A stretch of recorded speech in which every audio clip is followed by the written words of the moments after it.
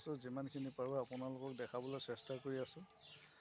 আৰু কোনোবাই যদি এই টেকন'লজিৰ বিষয়ে কিবা বিশেষ শিকিব বিচাৰে তেতিয়াহ'লে ৰদালি কৃষি ফাৰ্ম বঙালমৰা লগত আপোনালোকে ইউটিউবত আহি যোগাযোগ কৰিলে আমাক পাব। আৰু এতিয়া ব্ৰিডিং চলি আছে আমাৰ ফাৰ্মতো, আৰু ব্ৰিডিঙৰ টাইম আহি আছে। যিহেতু তেখেতে আমাক বহুত ৰিকুৱেষ্ট কৰি মাতিলে, গতিকে তেখেতৰ ইয়ালৈ আহি আমি গোটেই প্ৰজেক্টটো বনাই দিলোঁ আৰু পোৱালি ইতিমধ্যে জগাই দিলোঁ। গতিকে আপোনালোকেও যোগাযোগ কৰিব। আপোনালোকে যদি এই প্ৰজেক্টটো কোনোবাই যদি আপোনাৰ বিশ্বনাথ চাৰিআলিৰ আশে পাশে আছে নাইবা গহপুৰৰ আশে পাশে আছে, তেতিয়াহ'লে আপোনালোকে প্ৰেক্টিকেলি আহি বনালয় নাৰ্চাৰীত সোমাই এই প্ৰজেক্টটো চাই যাব পাৰিব। গতিকে এই প্ৰজেক্টটো যদি কাৰোবাক বনাব লাগে বা টেকন'লজি শিকিব আছে, তেতিয়াহ'লে আমাৰ লগত যোগাযোগ কৰিব।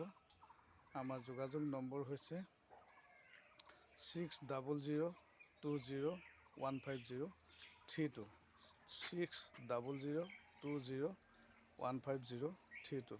ধন্যবাদ।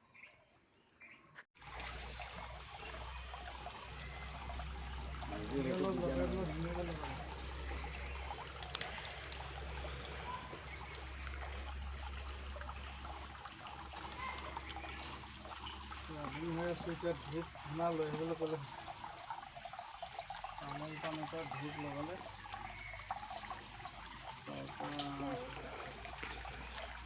ফুল এখনি লাগিব, মুহা দুটা লাগিব। ফুল বাৰু সেই বাকতকৈ বনাই ল'ব পাৰিম।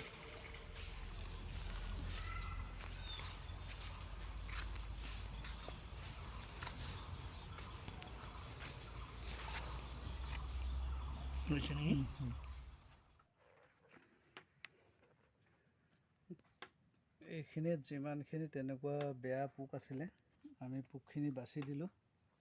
বাছি দি পেলাই এতিয়া অন্য এটা মানে বাকচত আমি ছেটিং কৰিম। অন্য এটা বাকচত আমি ছেটিং কৰিম। তেতিয়া কি হ'ব, আপোনাৰ ইয়াৰ পৰা যিহেতু মহৰ কণীৰ পৰা হ'ব পৰা পোক, সেইটো জাপ মাৰি আছে, আপোনালোকে দেখিছে এইটো সেইবিলাক বাছি দিব লাগে। এইকেইটা ডাঙৰ হয় শিঙি মাছৰ পোৱালিক যথেষ্ট হাৰ্ম কৰিব। গতিকে আমি সেই পোককেইটা বাছি দিয়াৰ ব্যৱস্থা কৰিব লাগে। আৰু বাছি দি পেলাই আমি বেলেগ এটা কাৰ্টুনত ধুনীয়াকৈ ইহঁতক ৰাখিব লাগে। যিহেতু আজিৰ পৰা ইহঁতে দানা খাব, গতিকে ইহঁতক দানা হিচাপে আমি প্ৰথমতে নেচাৰেল ফিড খুৱাবৰ কাৰণে চেষ্টা কৰিব লাগে। এতিয়া আমি ইহঁতক বেলেগ এটা কাৰ্টুনত ৰাখি পুখুৰীৰ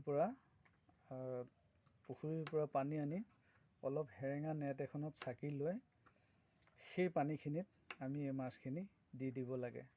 তেতিয়া সিহঁতে পানীত থকা যিবিলাক বনস্পতি প্লেংটন ইহঁতে দেখি পাব, সেইবিলাক খাই সিহঁতৰ দেহৰ গঠন বা ইহঁতৰ ষ্ট্ৰেংথটো বাঢ়িব।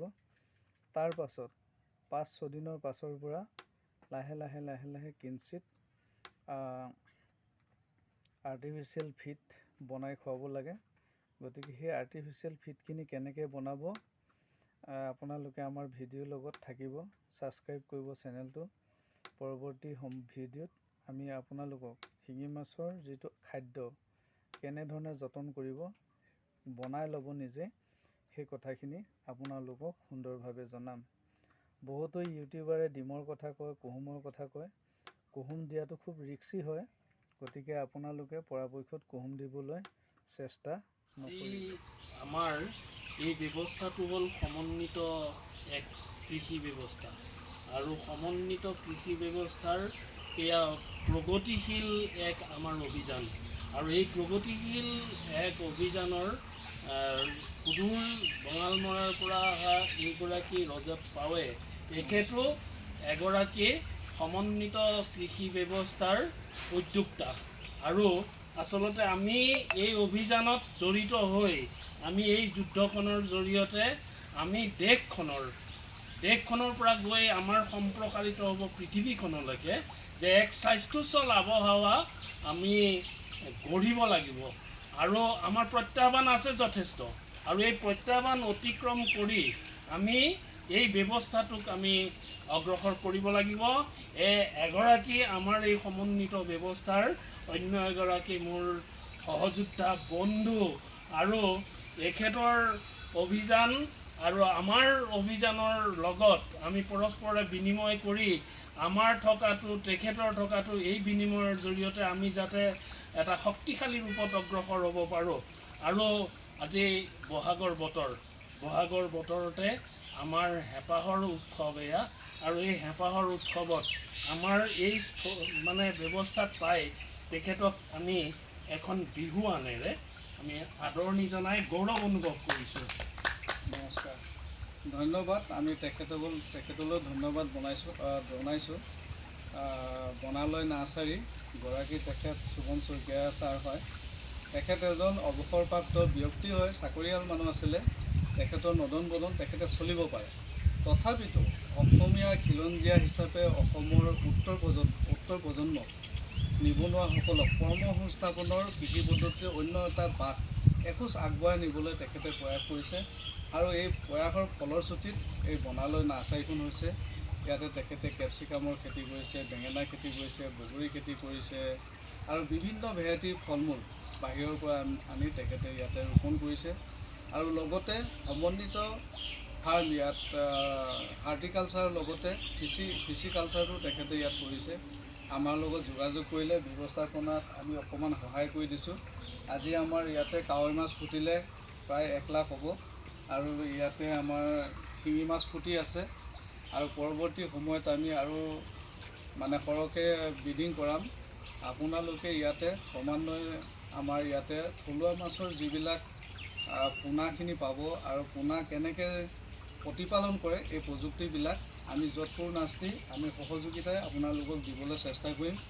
আপোনালোকে আমাৰ এই ব্যৱস্থাপনাৰ লগত সহযোগ কৰিব।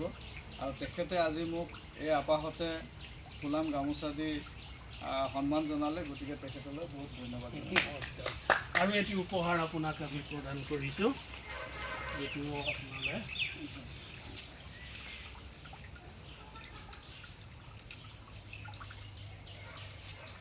আৰু দুগৰাকী সুদূৰ বঙালমৰাৰ পৰা আহিছে, আহকচোন, এজন আহক। সুদূৰ বঙালমৰাৰ পৰা আহিছে, গতিকে তেখেতকো আমাৰ অকণমান স্নেহ দিছোঁ। সুখময় হওক জীৱন যাপন দেই। আৰু এগৰাকীক আমি এই গৌৰৱ অনুভৱ কৰিছোঁ যে ভালকৈ জীৱনটো অতিবাহিত হওক, সুখময় হওক।